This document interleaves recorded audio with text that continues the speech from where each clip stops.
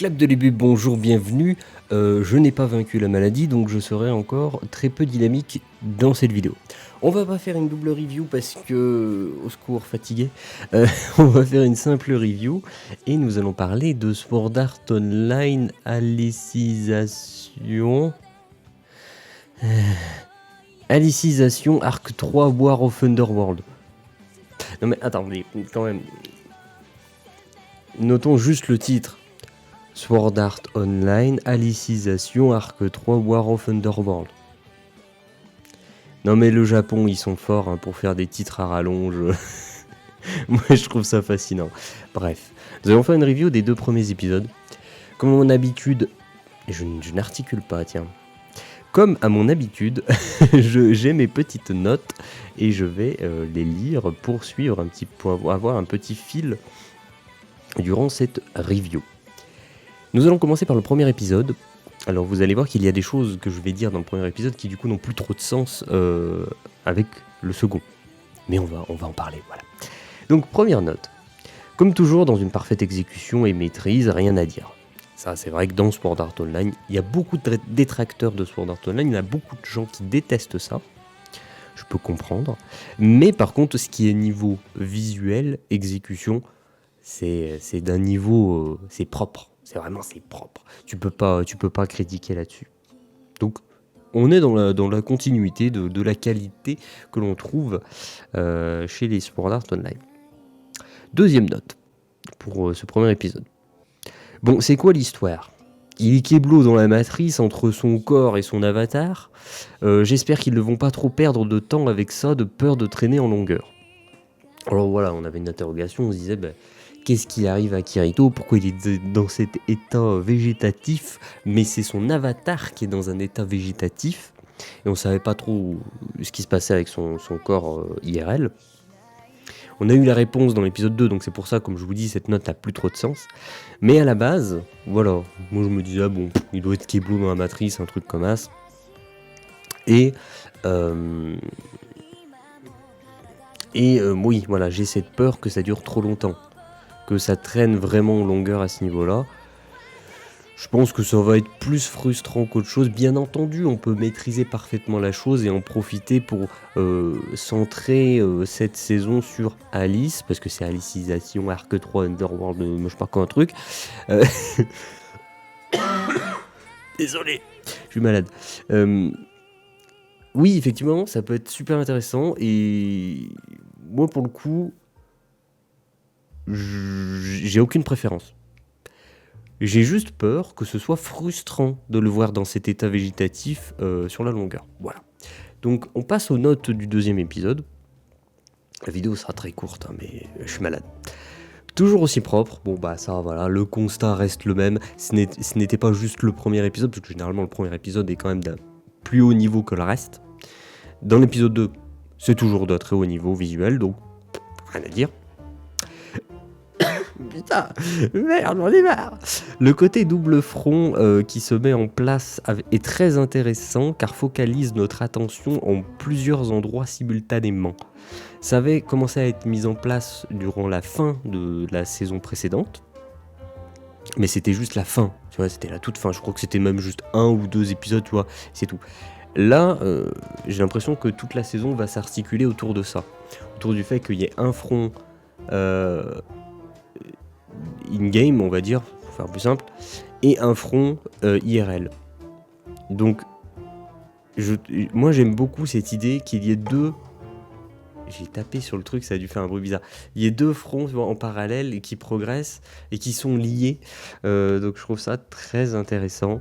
Et là, je me répète, là où ça avait été mis en place que 1 ou 2 épisodes à la fin de la saison précédente, là ça a l'air d'être de centrer cette saison autour de ça. Donc je suis très intéressé de voir ce qui va se passer, comment ça va évoluer tout ça. Voilà.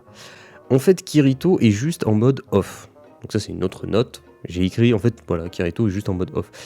Globalement, pour faire simple, parce que bon, un animé essaie toujours de faire en mode regardez, j'ai un lore ultra large, regardez mon gros lore. Oui, alors en fait, tout simplement, Kirito, il est en mode off, c'est tout. Voilà, il a été shut down. Maintenant, il faut juste un truc pour le réveiller, quoi. Euh, je suis pas spécialement déçu ou quoi que ce soit. Bon, je m'en fiche. Je pense que ça peut décevoir des gens parce que je pense qu'il y en a beaucoup qui ont dû se lancer dans des théories vraiment farfelues.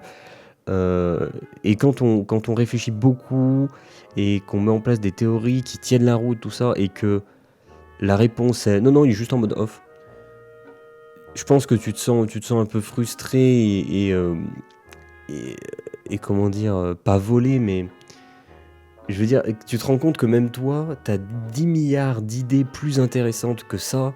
Tu te dis, ouais, c'est quand même du foutage de gueule. Sauf que, bah non, c'est comme ça. C'est eux qu'on choisit et voilà, et c'est ainsi. Personnellement, j'ai pas de soucis. Je m'en fiche. Que ce soit aussi basique, pas de problème avec ça, ça me dérange pas. Mais voilà, il est pas dans la matrice ou quoi que ce soit. Non, non, il est juste éteint. L'esprit est éteint. Il est. Maintenant, faut le rallumer. Autre note. Asie va au bout de ce que tu nous montres et balance Asuna dans l'appareil. Oui, c'est vrai que c'était à la fin de l'épisode où on voit Asuna qui regarde un autre appareil de libre pour rejoindre le in-game. Et voilà, là j'ai tout dit. Nanana, va au bout de ce que tu nous montres.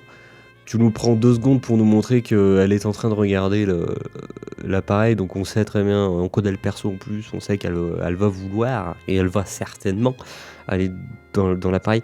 Mais dans ce cas-là, bah dans l'épisode 3, j'espère que ça va être le cas. Bon, j'espère que ça va pas traîner en longueur encore pendant 10 milliards d'années. Parce que moi, je vois bien que dans l'épisode 3, elle va aller dans le in-game. Épisode 4, elle va réveiller Kirito. Et épisode 5, les deux fronts vont vraiment commencer à s'entremêler. Moi, je vois ça. Maintenant, peut-être que ça ne va pas du tout se passer comme ça. Peut-être que chaque étape va prendre plus qu'un seul épisode. Mais j'ai peur que voilà, ça traîne et qu'au final, ça commence à être un peu lourdingue. Voilà. Dernière note. Finalement, la vidéo n'est pas courte. Ça va. Les méchants, pour le moment, c'est Osef. Mais alors, pour le moment, les méchants, t'es là, mais c'est juste parce que fallait du conflit, quoi. Parce que là, oh là là, vraiment, quoi. Vraiment. Vraiment. Non, mais je me répète, mais vraiment. Non, non, là, moi, les méchants, que ce soit les méchants fantasy type gobelin, orc dans le in-game, ou les méchants type on sait pas trop quoi, groupe militaire, mon cul sur les commodes. Non, mais oui, peut-être que plus tard, ils vont mettre en place des choses qui font que les actions vont être expliquées et, et auront des points de vue intéressants. Oui, peut-être. Mais en tout cas, pour le moment, c'est pas le cas. Du coup, on subit cette utilisation des antagonistes vraiment pas ouf, quoi. Donc, on va voir comment ça va évoluer, mais même constat pour les méchants que pour tout le reste, j'ai peur que ça traîne en longueur.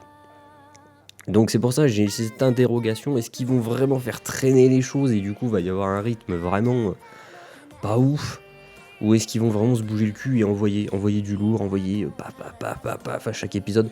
On verra, parce que là c'était les 2 premiers épisodes, hein, les choses se mettent en place, donc calmons-nous. On verra pour la suite.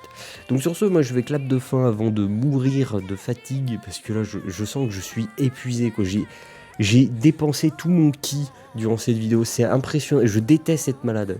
J'ai pas été malade depuis des années, et là ça me fait tout bizarre. Hein. Ah c'est chelou, c'est le machin, il pompe ton ki, quoi, t'as plus d'énergie. Bon, sur ce, je vais clap de fin. Oh putain, je vais tousser. Clap de fin.